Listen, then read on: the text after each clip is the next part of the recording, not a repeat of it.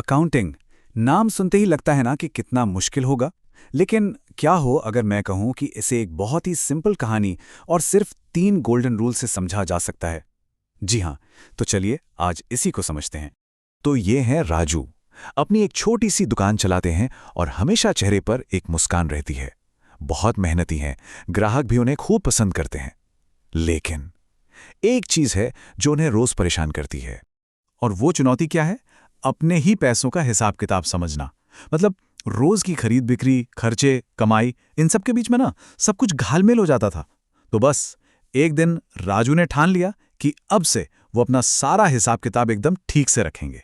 तो चलिए चलते हैं राजू के इस नए सफर के पहले दिन पर। देखते हैं कि उन्होंने अपने बिजनेस का हिसाब रखना कैसे शुरू किया।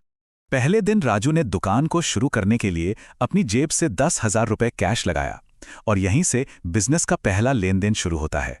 और इसी लेन देन से आता है हमारा पहला गोल्डन रूल, पर्सनल अकाउंट का रूल। ये बहुत सिंपल है। Debit the receiver, credit the giver. मतलब जो पा रहा है उसे डेबिट करो और जो दे रहा है उसे क्रेडिट। ये रूल तब काम आता है जब 2 लोगों या कंपनियों के बीच कोई ट्रांजैक्शन हो। अब इस रूल को लगाने के लिए ना एक बात समझनी होगी। हमें ये सोचना है कि दुकान और राजू दोनों अलग अलग हैं। तो यहां पैसा पा कौन रहा है? बिजनेस यानी दुकान। तो दुकान हुई रिसीवर। और पैसा दे कौन रहा है? राजू। तो राजू हुए गिवर। सिंपल। तो इसकी ऑफिशियल एंट्री कैसे होगी? देखिए, कैश अकाउंट डेबिट होगा क्योंकि पैसा बिजनेस के अंदर आया, और राजू के इस पैसे को हम कहते हैं कैपिटल, इसलिए उनके कैपिटल अकाउंट को क्रेडिट कर दिया जाएगा। तो बस पहले दिन का हिसाब हो गया। चलिए अब आगे बढ़ते हैं दूसरे दिन पे और देखते हैं कि बिजनेस में आने जाने वाली चीजों का हिसाब कैसे रखा जाता है। तो दूसरे दिन राजू ने क्या किया? उन्होंने दुकान में बेचने के लिए 2,000 रुपए का सामान कैश देकर खरीदा।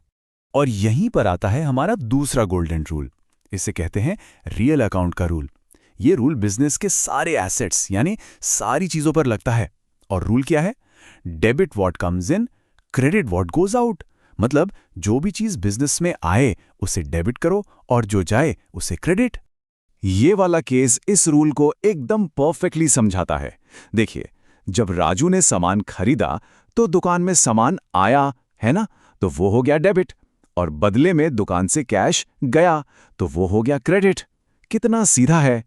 तो इसकी एंट्री क्या बनेगी? सिंपल, परचेज अकाउंट डेबिट क्योंकि सामान आया, और कैश अकाउंट क्रेडिट क्योंकि कैश गया। हिसाब एकदम साफ। अच्छा, अब मजे की बात यह है कि यही सेम रूल उल्टे तरीके से भी काम करता है। कैसे? चलिए देखते हैं। तीसरे दिन राजू ने 3,000 रुपए का सामान बेचा। ये उसकी पहली सेल थी। तो अब सोचिए, इसी रूल के हिसाब से इस बार बिजनेस में अंदर क्या आ रहा है? जी हां, बिल्कुल सही, कैश अंदर आ रहा है। तो हम कैश अकाउंट को डेबिट करेंगे। और ये जो बिक्री हुई, ये बिजनेस के लिए क्या है? ये एक इनकम है। और अकाउंटिंग में इनकम को हमेशा क्रेडिट किया जाता है, इसलिए सेल्स अकाउंट को क्रेडिट कर देंगे। देखा, ये उसी रूल का दूसरा साइड है। अब आते हैं चौथे दिन पर और इस पजल के आखिरी पीस को भी जोड़ देते हैं। और वो क्या है? दुकान चलाने के रोजमर्रा के खर्चे। चौथे दिन राजू को दुकान का बिजली का बिल भरना है, 500 रुपए का। अब ये तो एक जरूरी खर्चा है ना? और यहीं पे आता है हमारा तीसरा और आखिरी गोल्डन रूल। ये रूल बिजनेस के सारे प्रॉफिट और लॉस का हिसाब रखने में मदद करता है। इसे कहते हैं नॉमिनल अकाउंट का rule. Debit all expenses and losses, credit all incomes and gains. मतलब सारे खर्चों को डेबिट करो और सारी कमाई को क्रेडिट। अब देखिए, बिजली का बिल क्या है? एक खर्चा है। तो हमारे तीसरे रूल के हिसाब से हम इसे डेबिट करेंगे। और ये बिल भरा कैसे गया? कैश से। अब दूसरा वाला रूल याद है? जब कैश बिजनेस से बाहर जाता है तो हम उसे क्रेडिट करते हैं। तो यहां दोनों रूल एक साथ लग गए। तो इसकी फाइनल एंट्री क्या हुई? इलेक्ट्रिसिटी अकाउंट डेबिट और कैश अकाउंट क्रेडिट।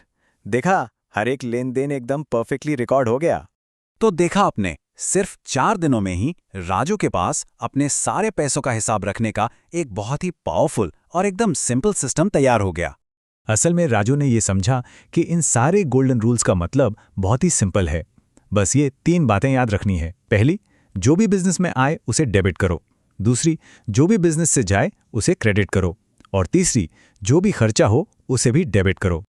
और बस इन्हीं सिंपल रूल्स को फॉलो करके राजू ने अपने सारे हिसाब किताब की उलझन को एक परफेक्ट सिस्टम में बदल दिया। अब हर एक ट्रांजैक्शन अपनी सही जगह पर था। और ये हमें एक बहुत ही इंटरेस्टिंग सवाल पे लाके छोड़ता है। सोचिए, अगर सिर्फ 3 सिंपल रूल्स एक पूरे बिजनेस के फाइनेंस को इतना आसान बना सकते हैं, तो हमारी जिंदगी में और कौन सी बड़ी बड़ी मुश्किल चीजें हैं जिनके सॉल्यूशन भी शायद इतने ही सिंपल हों। बस हमें उनके बेसिक प्रिंसिपल्स को समझने की जरूरत है।